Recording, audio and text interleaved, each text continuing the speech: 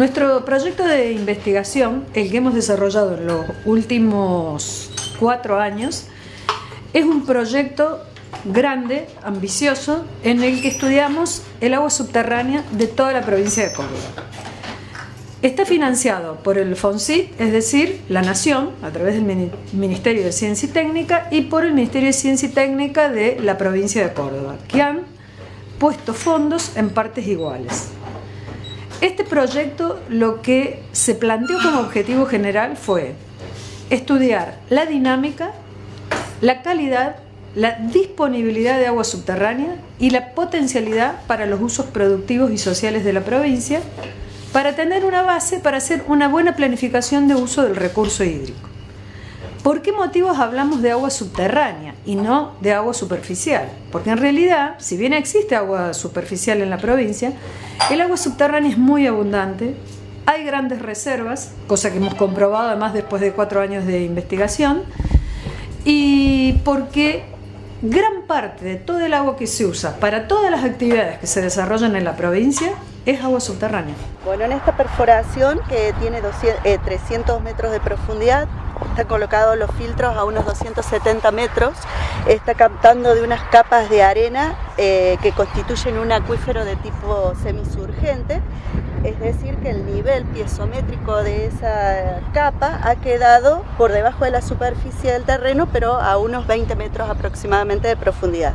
Con esta sonda, que se llama sonda piezométrica, vamos a colocarla en la perforación y cuando toque el agua va a cerrar un circuito eléctrico, la cual nos va a anunciar en el registro con una señal lumínica y una sonora de que ya estamos en el agua.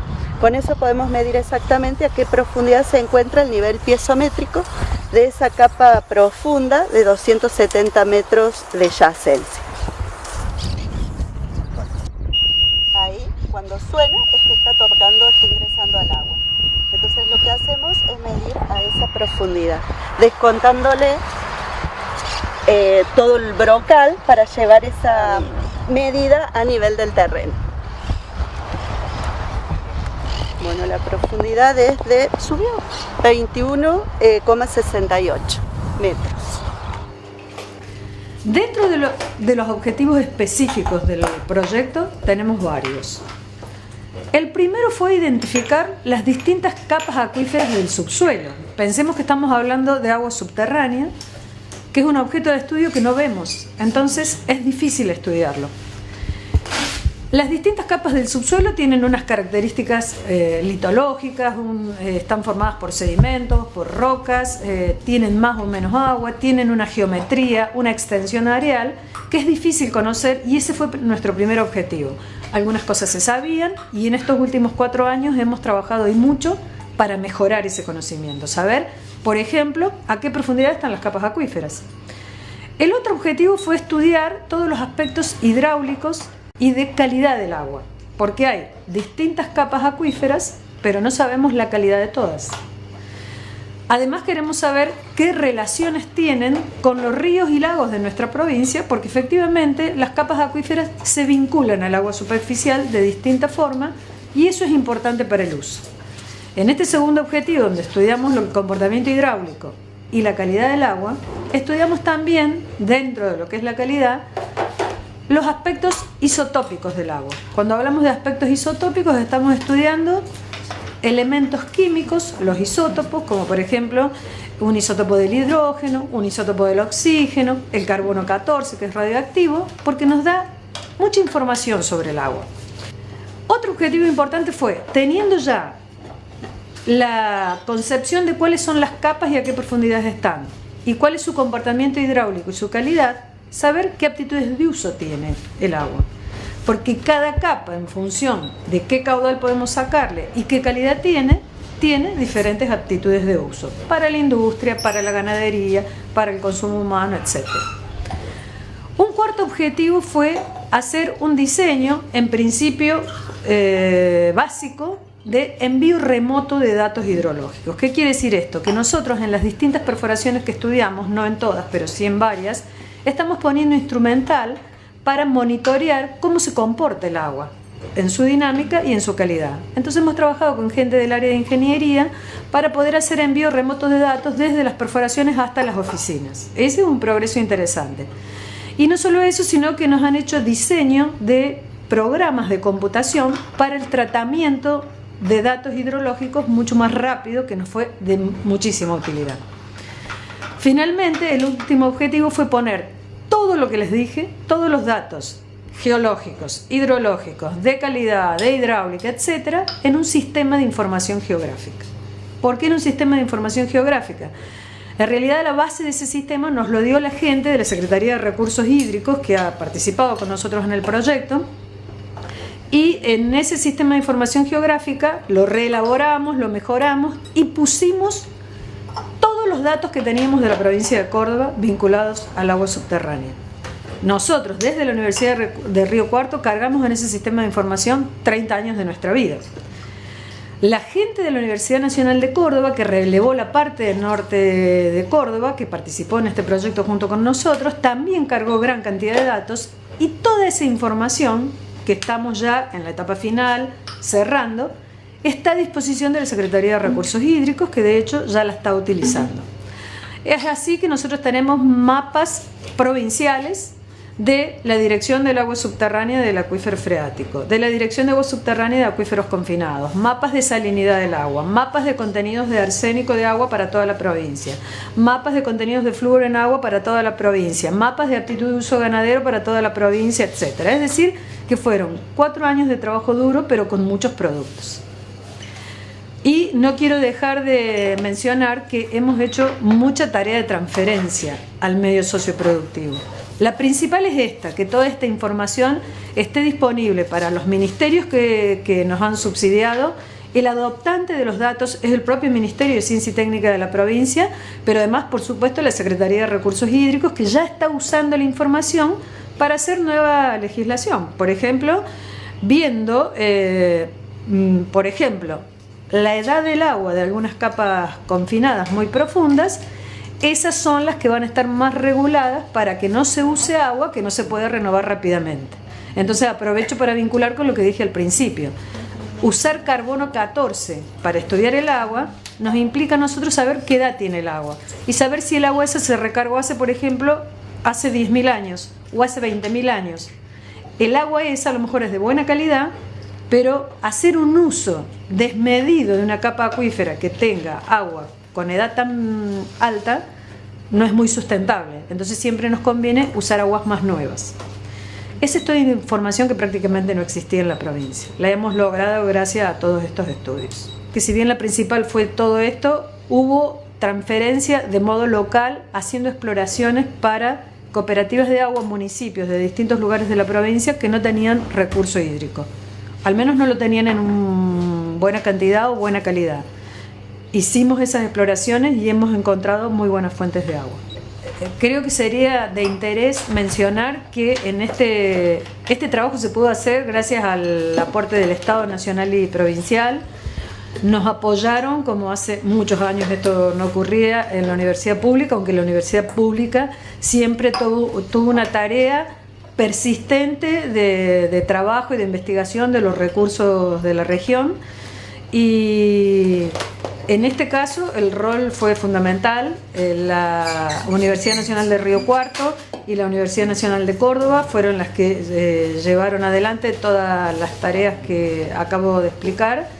Colaboró en un principio en algunas tareas la Universidad Blas Pascal, pero básicamente todo fue realizado por nosotros desde la universidad pública. Y la cantidad de gente que participó fueron aproximadamente 20 investigadores, y yo creo que es fundamental decir que gracias al apoyo del Estado nacional y provincial en esto, un montón de jóvenes se formaron en esta temática, que no es un dato menor. De este proyecto salieron 8 tesis doctorales, varios de ellos becarios del CONICET, algunos becarios de FONSIT, es decir, pagados por la Nación. Quiere decir que después de 4 o 5 años de trabajo nosotros terminamos con gente joven, experta en el tema de los recursos hídricos subterráneos.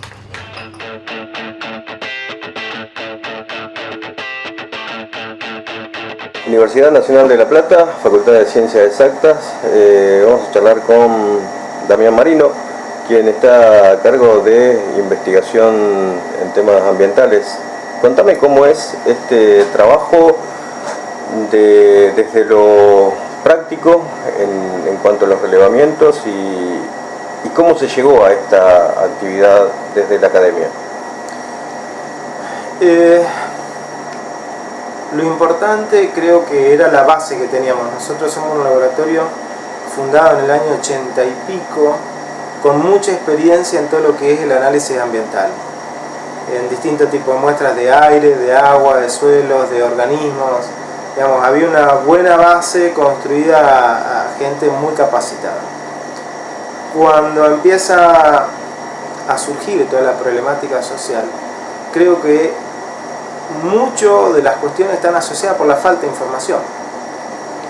Falta de información objetiva, porque esto de decir allá está contaminado, aquel lugar puede tener un problema, a veces se cuestiona al actor social que lo dice porque esa información subjetiva, le parece, tiene una sensación. En cambio, cuando uno le pone la información científica generada con un método validado internacionalmente, ya pasamos de lo subjetivo a lo objetivo. Entonces, a medida que fuimos conectándonos con distintos actores sociales, organizaciones que tenían dudas, consultas, inquietudes, se fue generando una interacción entre la herramienta que conocíamos nosotros de los compuestos y el ambiente y esa necesidad social. Es como que fuimos conectando esos dos mundos, cosa que llevó mucho esfuerzo y hoy surge casi de manera natural, sin ningún tipo de inconveniente ni dinámica. Obviamente, todo eso en el contexto de esta facultad que tiene una decisión política y ya hace varios años de la Secretaría de Extensión, poniendo la facultad en el seno de la necesidad social. Es uno de los objetivos fundamentales que hoy están en marcha dentro de la institución. ¿Cómo llega la facultad a tener la libertad de insertarse en las problemáticas socioambientales? Siempre, indudablemente, cuando aparecen esas son decisiones políticas. En principio, la Universidad Nacional de La Plata es una universidad de independencia económica. Uno va recorriendo distintas universidades en el interior del país y algunas tienen aporte de las mineras, de algunas empresas petroleras, etc. Entonces puede considerarse, puede estar condicionada. La Universidad Nacional de La Plata es una universidad económicamente libre e independiente. Y esta facultad en particular ha tenido gente al frente de la gestión política que ha tenido la decisión de que uno de los principales roles de la facultad era ser una herramienta social. Esta facultad creo que dio el ejemplo cuando La Plata tuvo las inundaciones, por ejemplo, fue así como una síntesis de lo que podía ser, donde salió a atender toda la ciudad con formulaciones magistrales de fármacos para atender la emergencia, la elaboración de alcohol en gel, articular todo el reparto de insumos, de cuestiones en todos los barrios alrededor de La Plata, y tuvo la capacidad de hacerlo, y eso es porque estaba preparado desde el punto de vista político e institucional. Damián Marino, estuvieron trabajando y están trabajando en este trabajo de campo de Córdoba, en Monte Maíz. Está asociado a otras academias. ¿Cómo han trabajado directamente esto de buscar la problemática ambiental en el lugar? La experiencia de los campamentos sanitarios en términos generales es una experiencia muy valiosa, porque es un punto de encuentro de muchas disciplinas. Por ejemplo, el área médica, el área de geografía, porque todo manejo de mapeo lo manejan los especialistas de geografía, gente de salud y en los distintos rubros, gente de trabajo social, ¿sí? Para ir y escuchar. Muchas de los trabajos son encuestas de casa por casa, y eso implica que cada encuesta es una historia y que a veces hay que trabajarla del contexto social. Por eso gente de trabajo social, psicólogo. La parte nuestra es un pedacito chiquito que es analizar el contexto ambiental, cómo está el agua que toman, algunos parámetros mínimos de calidad de aire. Por ejemplo, los chicos a medida que van haciendo la encuesta ven puntos de contaminación, entonces eso se registra en un mapa, van y se toman muestras de desagües de algunas industrias. Nuestro rol principalmente está enfocado en eso, en mirar la cuestión ambiental. Lo bueno es que nuestra mirada después se complementa con la del médico, con la del geógrafo, todo eso volcado sobre una misma mesa, tratando de correlacionar problemas de salud con problemas ambientales de manera práctica. ¿Hay ya avanzado un dictamen de cómo es la situación socioambiental de Monte Maíz o todavía falta evaluar? Se hizo una evaluación primaria, realmente el que coordina todo eso es el doctor Medardo Ávila Vázquez de Córdoba. Hay un informe que hasta donde sé es lo único oficial que está hecho público, el informe de Monte Maíz, donde hay datos de los casos evaluados, etcétera, que es un informe como preliminar. Eran muchísimas casas encuestadas y va a llevar posiblemente unos 30, 40 días todo el proceso de análisis de datos para tener el informe final. Nosotros estamos iniciando en estos días los análisis químicos de las muestras de agua, de suelo, se juntó también material particulado que está dando vuelta en el aire, así que supongo que hacia fin de año habrá como un panorama ya final y bastante completo de la información. También están trabajando en provincia de Buenos Aires. ¿Es el mismo trabajo de campamento? No. De provincia de Buenos Aires, hasta donde nosotros sabemos, Damián Barceñazzi ha hecho algunos campamentos sanitarios, pero de que nosotros no hemos participado así de manera activa. Preguntaba por 25 de mayo, donde posiblemente estén en 25 de mayo forma parte de un proyecto de extensión donde lo que se hace es trabajar con chicos que tiene 25 de mayo y La Borde, son dos escuelas del país, una de Buenos Aires y otra de Córdoba, con chicos que tienen formación agropecuaria, como es el Colegio Inchausti y el de Córdoba también, donde ven muy bien la visión productiva y les faltaba discutir un poco aspectos ambientales. Qué plaguicidas usan, si saben cómo les hace para la salud, qué pasa con el ambiente. Todo eso se va trabajando como con talleres que van los chicos de acá de la facultad a interaccionar con los chicos de la escuela. Por ejemplo, en Inchausti el otro día tuvimos un taller de discusión de cuestiones ambientales bajo un juego de preguntados que está tan de moda, y fue una batalla campal a ver quién ganaba ese juego, cuando en realidad estaban aprendiendo montones de cuestiones vinculadas al tema de plaguicidas. Y ahora toca una fase donde se va a ir a hacer justamente análisis sobre voluntarios, etcétera, de plaguicidas en sangre. Esa es la fase final. Puntualmente con este trabajo de buscar plaguicidas en sangre, ¿el laboratorio de esta universidad es el único que hay en la Argentina o hay otros casos en funcionamiento? Hasta donde sé, creo que Rosario tiene en marcha algo, no sé si es pago o no pago, creo, no sabría decirte. Está el que es conocido de Mar del Plata, que es pago. No, hasta donde yo sé, no sé si hay muchos, debe haber 3 laboratorios, y el otro, que tampoco sé si lo hace de manera gratuita o está cobrando, es la Cátedra de Toxicología de la UBA, que es, creo que líder en todo lo que es monitoreo de plaguicidas en biofluido humano, pero desconozco si cobra, si no cobra. No me he dedicado más que a poner el esfuerzo en poner en marcha nuestro acá, colaborar. Sinceramente, hasta donde sé eso, Rosario, Mar del Plata y UBA, pero desconozco cuánto cobran, si cobran. ¿Cómo hace un afectado de un barrio periurbano que cree tener órganos fosforados, órganos clorados o piretroides en su sangre? ¿Cómo se contacta o cómo llega a tener la posibilidad de extracción de sangre como pudimos hacerlo nosotros de Alberti hoy aquí en el laboratorio? ¿Hay una preselección?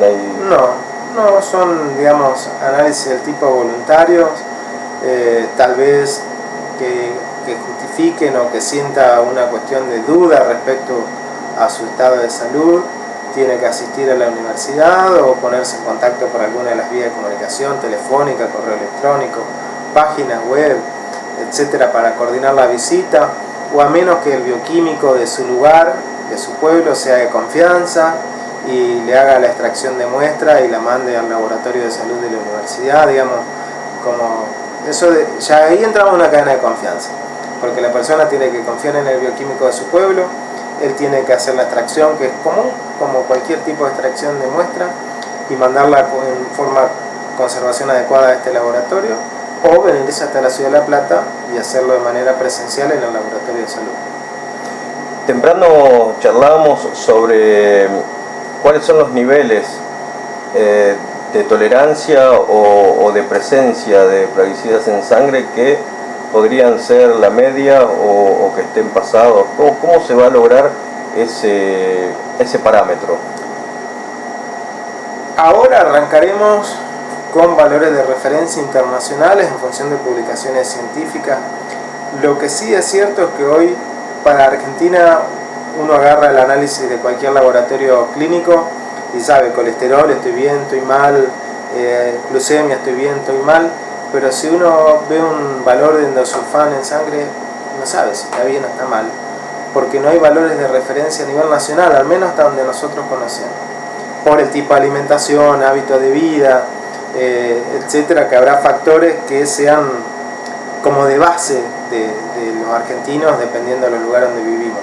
Por eso muchas veces se diseña, bueno, comparemos los resultados de gente que vive en un pueblo fumigado, llamémosle, estos pueblos chiquitos rodeados de campo, con gente que vive en un casco muy urbano como puede ser el centro de La Plata o centro capital federal, para ver si entre poblaciones de un mismo país, de un mismo clima, etcétera, tenemos diferencias significativas entre los valores, y eso también tiene que conducir a generar una base nacional de resultados para establecer los valores guía, los valores de referencia, cuál es lo normal, digamos, que tenemos de fondo por la alimentación, por ejemplo.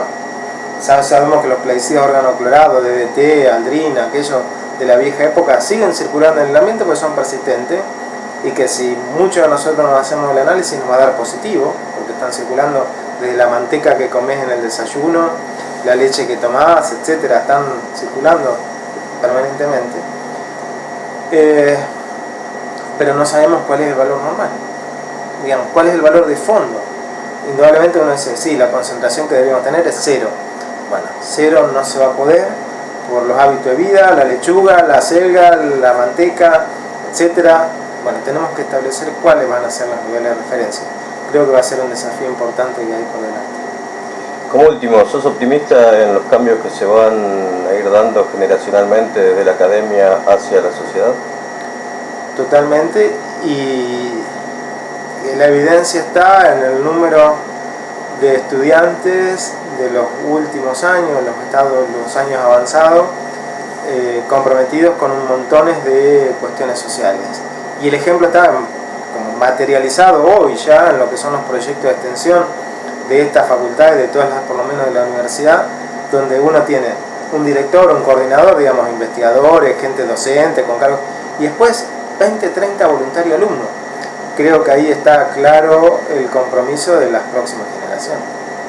Muchísimas gracias. A ustedes.